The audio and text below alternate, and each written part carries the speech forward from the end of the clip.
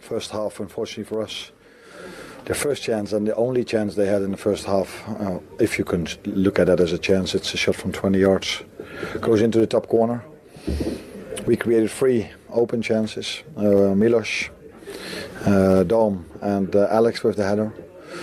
But I felt the game was equal. Maybe in ball possession they were a bit stronger than us. Second half we started off really well. It wasn't a surprise to me that we scored the 1-1. I think in that period of time I felt as if we could go 1 up. And the last 10 to 15 minutes it was an end-to-end game, if you say, as you say it over here. So it just goes both ways. And we had chances to win it, they had chances to win it. And in the end, again, we concede in the last second goal. It's something you mentioned in your press conference on Friday, actually. For so long, for so many months, you've been on the right side of the margins, and suddenly you find yourselves on the wrong side of those margins. What are the little things? Is that confidence, form? What are the little things that have suddenly turned these tight games against you? First of all, the opposition we face. So last season we lost against Chelsea as well. So going away here at Stamford Bridge is always a difficult team to play against. But we were, in my opinion, I think we were, I can safely say this, very close to a result. Small margins. As I said, Galatasaray, we go 1v1 to the goalkeeper, we miss, they get a penalty, conceding in the last minute a set piece in the extra time against Crystal Palace. And today, just in a normal extra time, they scored a goal where it could have gone either end. Mark, thank you so much for coming out to talk to us. We were just looking at the winning goal there. What a way to win a football match. Yeah, I think we deserve. We start very well the game. And then it's true that the second half, we start not in the right way again. I think we need to improve these things. But in general, I think we deserve this win. I think we came for a tough weeks. And this moment was amazing. I think we win confidence. We went to the international break with 3 points, so we are very happy. Well, you talked about the tough weeks that you've come through, and it's 2 wins in 6 before today's game in the Premier League, but the win in Europe in midweek, and then this win and the way that it came about against the champions. How much does that change the atmosphere? I mean, we saw the celebrations. Yeah, I think we deserve this moment. I think it was not easy week for us, but it's true that playing Champions League, we play every 2 days, so if you lose a game, it's good because you have another opportunity in a couple of hours. So, yeah, I think in the middle of the week, we play a good game. We suffer in the last minutes. We create this momentum with the fans. And today, we start the game in the right way. We score early as well. We start to win confidence. And I think it was a very good game. Mark, how difficult has it been for you as a defender who is playing with players who are having injuries and there's different bodies coming in and out of the team? Consistency for a defence is important. So how do you feel having to, play with different players week in, week out? It's something you have to do, but how do you find it? Yeah, well, it's not easy because for different reasons, we have always changed the players, but the most important thing is, like we showed today, it doesn't matter, Rhys finally the game playing in a central back, maybe it's his first game there. So that's not an excuse, we have the quality, we play for a big team, and I think doesn't matter where we play, the most important thing is the team and try to help always. Mark, we've just analysed the goal. Can I just find out from your perspective? Because you make a really good run. Enzo finds you. You just run off the back of Endo and then you play it into a nice area. Play one style of game that Salah is always ready to attack. So we prepare that if we do good the process, maybe we'll have a lot of pace in there. So I think we try to make this thing in our side, and today it works and we can win the game in this way. If people didn't know about Esteval, they certainly do now. Just tell us about him. He's 18 years of age. How high? What's his ceiling? How high can he go? No, I think today we show he came maybe his first time against Liverpool, a Premier League game. It's true that the second half the pace of the game was very high. It was a lot of transition, but he came to the game with a lot of personality. I think Ato as well. He came in the middle of the game. I know it's difficult. Came from the bench in this game with a lot of intensity, a lot of transition, but I think today these two players deserve this moment, this game, because for the new players, the players who arrive to the Premier League, it's never easy to adapt, but today I think he showed his quality and they have a brilliant future. Did you feel a bit of pressure today, Mark? Because obviously, 3 losses on the bounce in the Premier League, maybe people talking about, is this the first wobble for Chelsea? Did it feel that there was a bit of extra pressure on this one? Well, I think in the kind of games always is different. Doesn't matter the position of the game or the journey you arrive here. I think there are special games, and today I think we can feel it. The atmosphere of the team, the fans, they help us a lot. We play with a lot of confidence, with a lot of desire, and I think we play an amazing game. And hopefully we can continue in this way, because if we play all the games like this, I think we can do good things. And tonight, celebrations for you. I know you have a famous song, Estrella y Paella. Is tonight the night for that? No. I need to work now at home. I have 3 kids, so hopefully I arrive a bit late and they're all sleeping. So Will your children be excited about the victory? yeah, I think so. I always. They ask me always to do the penguin, but I tell him that I'm a defender. I not score every game. So hopefully today they are a bit happy, because I think we have a very good win today. You could do the penguin now if you wanted to. Uh-huh. You're waiting. You've got to wait. I say for my next goal. If you do, I do you. Okay, we can do it too. Okay, give me that. Go on then. Go on. You going? Especially for your children. I can hold on to this, but congratulations. Thank you so much, Mark. Thanks for coming out to talk to us. Thank you very Appreciate much. it. Thank you. done, Mark. And I hope your children get to see the penguin. We will do. Thank you. A really big win for Chelsea, that 2-1 victory. And what was interesting when he talked about the game plan, he mentioned it more than once there in the interview, Marc Cucurella. They knew that space was there. Chelsea going down the left-hand side, Liverpool's right-hand side, because they knew Mohamed Salah was wanting to get forward. So they targeted that area. Yeah, but every team, it's the same with every team. Most attackers, I'm not going to say you're going to cheat, but most attackers would typically time. So I don't think that's one area that, I think every team would say that. Against big clubs, players are going to go back. There's going to be certain times when you're not going to track back. So I think that in the end, I've played in that position as a winger, and sometimes you try and get away with one and you might not get away with it. But credit to Chelsea today for what they did, because it's not necessarily about any specific individuals for Liverpool. I think it's about collectively, how do you stop them getting in those areas? It starts from the front, it goes to the back. So unless it's in a transitional phase where you're potentially attacking and they win the ball back, it's about stopping it as early as you possibly can, higher up the pitch. They've also got problems at fullback.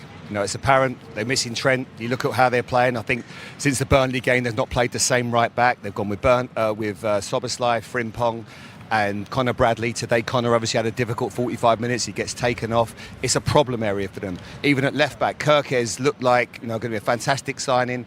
He hasn't adjusted yet for whatever reason. The expectation of playing for Bournemouth, I know I did it, and then he come to Liverpool, is completely different, and he's finding it hard to settle.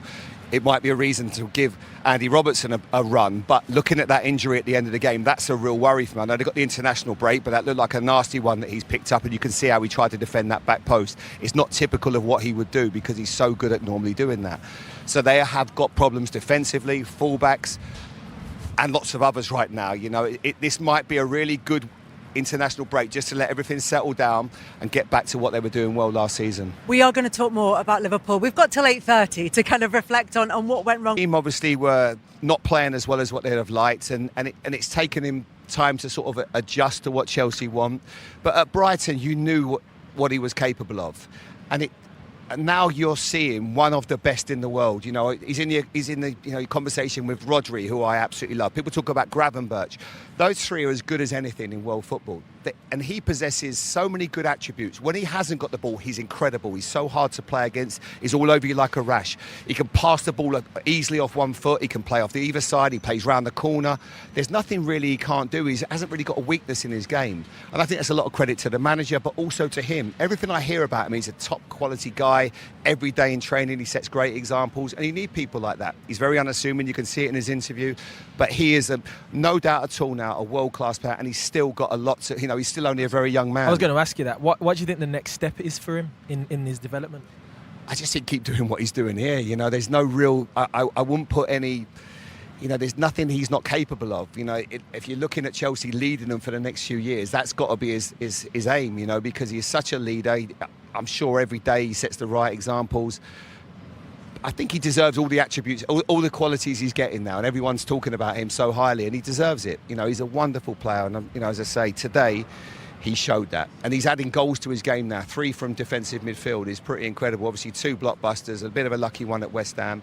But if he can go and get more goals, then really you're talking about one of the best in the world. He's already getting more goals. He's only managed 1 a season before this season. He's already at 3, and we're only in the beginning of October. Look, that meant that Chelsea Behind him, and it's obviously an important goal. And then I could honestly say I could only see one winner there. I didn't see Chelsea. I thought they were going to maybe just peter out, and the pressure and the adverts on the pitch and players that could do something. They lost another 2 centre-halves in the course of that game as well. And it never quite materialised. And that's a lot to do with Chelsea and the desire they showed. The crowd got behind them and they were in the ascendancy. And Cody Gakpo thought that he had set Liverpool on their way to at least a point, if not more, as Jamie was saying. He's talking to Patrick Davison.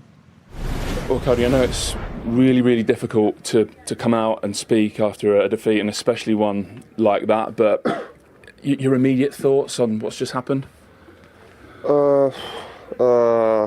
Difficult. I think obviously we play against a very good team. First half, I think they scored an amazing goal, but I think it was like leveled. Second half, we fought really hard to make the equalizer.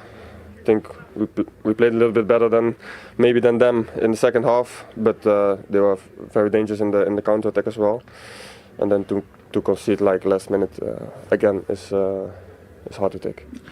Is part of the disappointment that after you'd scored and it went 1-1, it felt like Liverpool's game, and then somehow the momentum swung back their way? Yeah, I think somehow we couldn't keep the momentum. We have to analyze it to know how or why. But I think, like you said, after the goal we had the momentum. I think if we kept pushing back at that time, maybe we could score the 2-1. But somehow we lost a little bit the momentum. They gained strength again, and they pushed us back in the counters. And like I said, they were very dangerous, and then scored the winning goal in the last minute. Do you think it is the truth, actually, Cody, that this sort of brilliant champion team that you're part of, it's just those little things that happens to every team: confidence, rhythm, form, all those things that are hard to put your finger on, hard to grasp? You've just lost them a little bit at the moment. What do you mean lost them? As in, you're just a little bit out of form, you're a little bit low on confidence? I don't want to say low on confidence, but I understand what you mean. I think in this moment of time, the things don't fall our way, where it was maybe 5 games ago, they did fall our way, and then we go away with the win. But unfortunately, this is also part of football, and we have to take it with our chest and keep on fighting, because we know the quality we have with the players who are here last year as well, and the new players we brought in. So we have to just keep pushing. Yeah, I mean, you say keep pushing. What is the key? Because you know what it's like when it's a big club in a difficult moment. The noise is so loud, the scrutiny is so big. Yeah. So how important is it to shut that out and sort of stay within the group, focus on what you know you need to do? That's the most important thing. I think obviously when you play at a club this big, it's normal when you lose 2 Premier League games in a row and also the Champions League game in between. That's not good enough. We know that as players, without even looking at the outside. So we are very much aware of the situation we are in, and we know what to do. We have to we have to go back to the winning ways, and that's why we will train and analyse and do our best again. Thank you for coming out. Thank you. Arne Slot, clearly, of course, disappointed. Liverpool now sits second in the table as we head into the international break. Danny, I just wonder, from your perspective, what is it? What is it that's missing from Liverpool, especially in these last 3 games, in all comps where we've seen defeat after defeat after defeat? Well, I think it's a mixture of things. The most obvious one over those 3 games that I've seen is the lack of composure and control that they were renowned for last season. I think there's certain players who are off it, the form that we saw last season. Some of the new ones haven't hit the ground running. That final bit in the last third, when they're actually getting into good areas, decision-making's not great. There's been some poor finishing. And I think, defensively, they're more stretched. They seem a bit more imbalanced. Maybe that's trying to fit in the new players. Maybe there's so many things. There's a lot to improve on this team. There are every football match is won and lost on small details. Liverpool could have nicked that today, and I said to the lads earlier, if they had, it would have hidden some frailties. Yeah. Because playing that cavalier way of football, it was chaotic in the second half. And Slot doesn't like that. He didn't talk about it there. But playing that way means that you can win and lose week to week. It can be 3-3, 4-3. That's not what they were last season when they won the league. Well, so there's room for improvement, basically. When he came in last year, that was everyone was talking about, the difference from Klopp and Slot coming in was the composure, the possession that they had. They controlled games. They're nowhere near it. In the last 3 games, they're nowhere near it. So this is a big test for them now. They've got Man United next at home. It's a home game, big rivals, obviously. That is a massive game for them, because if they were to lose that, then there's big question marks. But you can't play like that and be so open. And the manager even said the last 20 minutes, well, we could say like the second half was like a basketball game. It was too open. Do you think he did that because he felt he could win it? Because we could see, he obviously knew he could have shored it up, put an extra defender on. He could have changed the system. Well, he put Endo on. I won't be surprised if Endo doesn't come into the team at some stage and you sit a midfield player and then everything else around him. Because if they're that open, they can't win the league playing like that.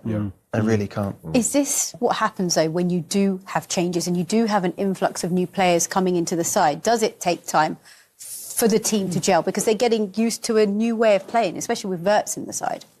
Well, but at the same time, we're talking about the champions, a quality team with bolting on quality players. Talking about Isak and Wirtz coming in.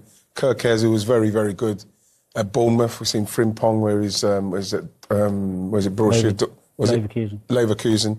So they brought in very good players, and what's got to happen now is that they've got to gel. And the fact is, when you're the champions, it's got to happen quickly. They have to get some kind of rhythm, some momentum. And because we thought they had it when they were winning games, because they're so good. But at the same time, you're seeing when you really dig into it, like you see the frailties of it, like tracking back, poor final balls. And things, you're going to get hurt in the league. They were scoring so many late goals. So many late goals. It was weird. Take a couple of them away and take them points away, then they wouldn't. Actually, it's probably a true reflection today of what Liverpool have been. Liverpool are at the moment. I think it's worth saying as well, and you'll know as a manager, Glenn, is that he didn't want to have 6, 7 new signings and try and have to integrate them. Some of the players Liverpool lost, Trent wanted to go. Diaz wanted to leave, wouldn't sign a deal. The tragedy of Jota. Yes. Some of these situations weren't him going, I want all these new players. It's like, we've got to replace the ones we've lost. It evolved. Then you had your own couple as well. You're looking at 5, 6 new players, trying to integrate them into a group after losing some really big characters. It was probably unrealistic for us Liverpool fans to think it was going to go smoothly, to be honest. That's actually a really good point when you think of it from that perspective. And that said, considering they've been on the edge, had to score quite a few late goals, still second in the Premier League table. It's not no time to panic, 7, right? 8 games in, so it's fine. It's Liverpool. They'll be back. They'll be fine. Does the international break, do you think, come at the right time for them? Good time. Yeah. Players go off, new scenery, new set of ears, and come back maybe fresh. Some of them who don't play as much. I think it's good timing.